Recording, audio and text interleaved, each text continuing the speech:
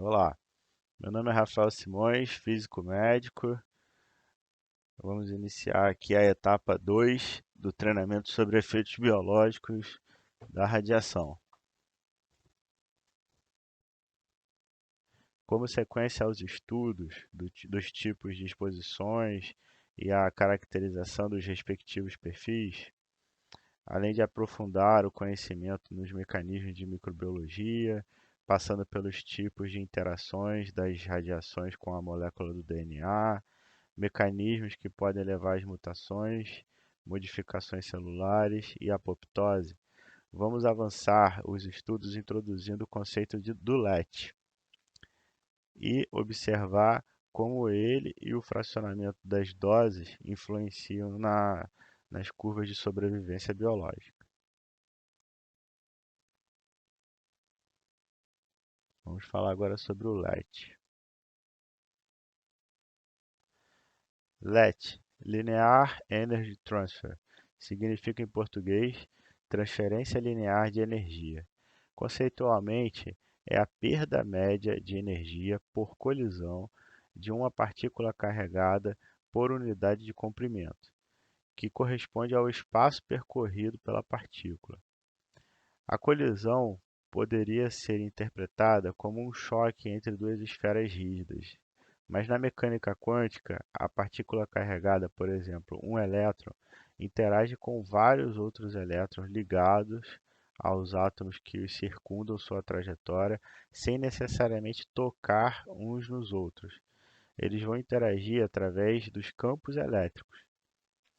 A força elétrica de repulsão se eleva exponencialmente conforme se aproximam entre si. Nesse evento, pode ocorrer uma transferência de energia, resultando numa simples excitação ou até mesmo em ionização, a depender da intensidade da energia cinética dessa partícula, que irá permitir uma maior aproximação entre o epicentro dos campos elétricos.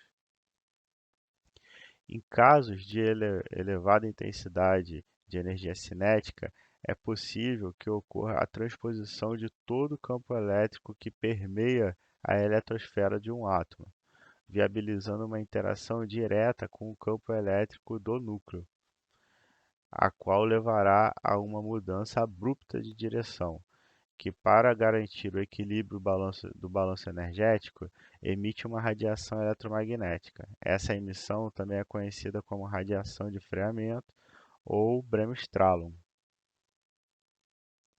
O LET ele só é definido para as radiações constituídas por partículas carregadas. Além disso, a inclusão dos raios-x e raio-gama, que são ondas eletromagnéticas, se deve ao fato de que, após a primeira interação com a matéria, aparecem elétrons por efeito fotoelétrico, por espalhamento Compton ou por formação de pares.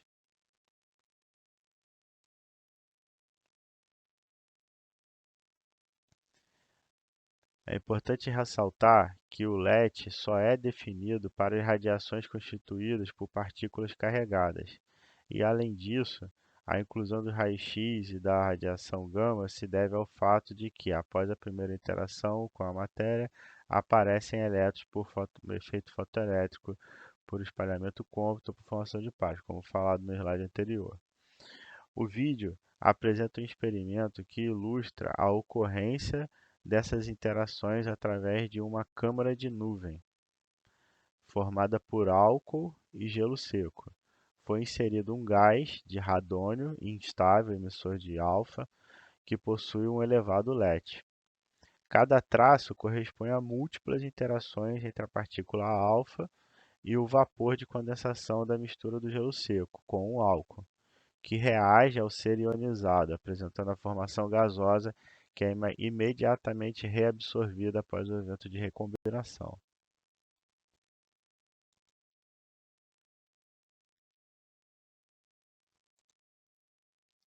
Como curiosidade,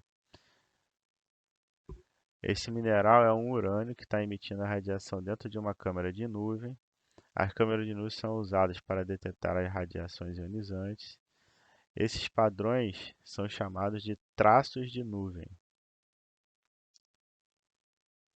Eles são produzidos quando as partículas carregadas e o vapor de condensação interagem entre si.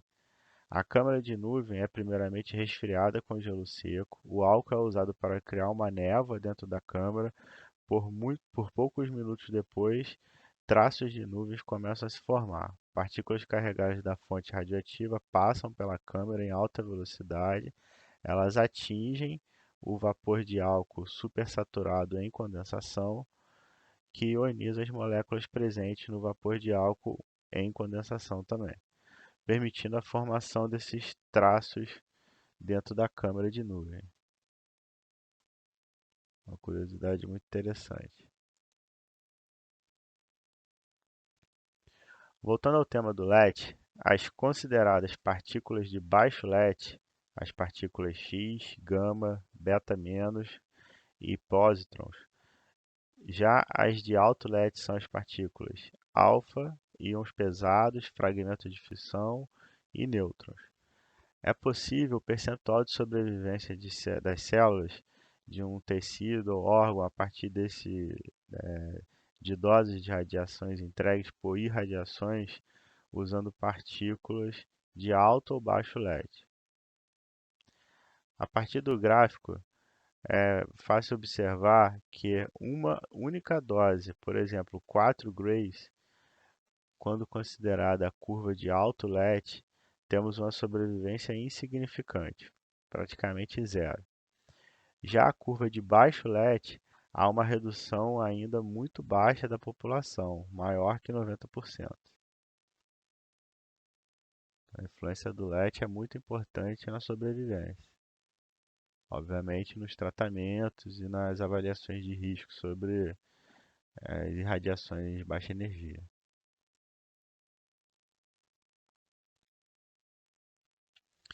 Para radiações de alto LET, o fracionamento da dose produz o mesmo efeito que a dose única, ou pode aumentar o risco do efeito biológico do tipo estocástico. Este fenômeno é denominado efeito reverso da taxa de dose. Já para radiações de baixo LET, a dose única entrega um risco maior do efeito estocástico, como esperado.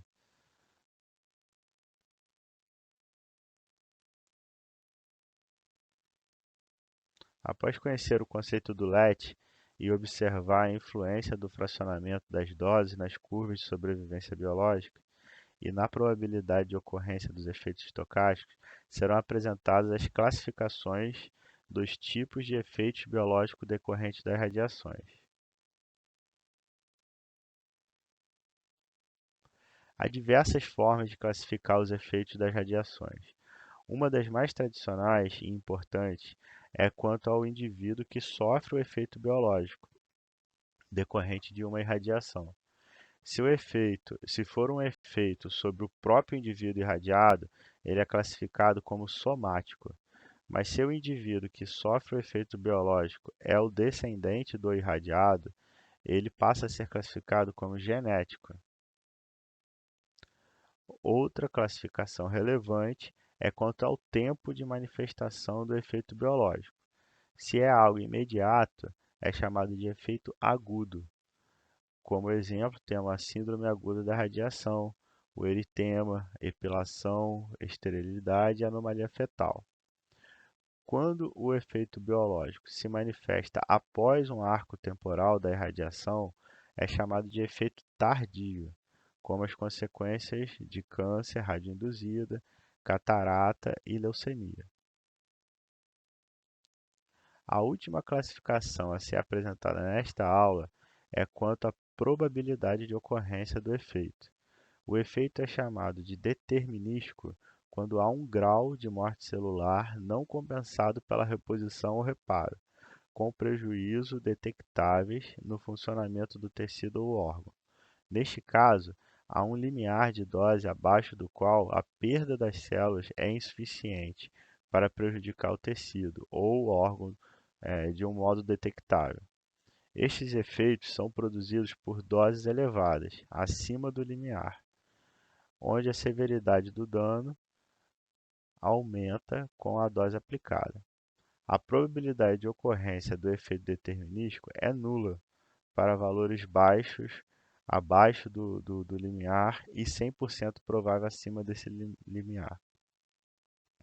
Já os efeitos estocásticos possuem uma probabilidade de ocorrência proporcional à dose de radiação recebida, sem existência de um limiar exato. Para baixas doses, abaixo dos limites estabelecidos para efeitos determinísticos, podem ser induzidos efeitos como catarata, câncer, leucemia e também doenças genéticas.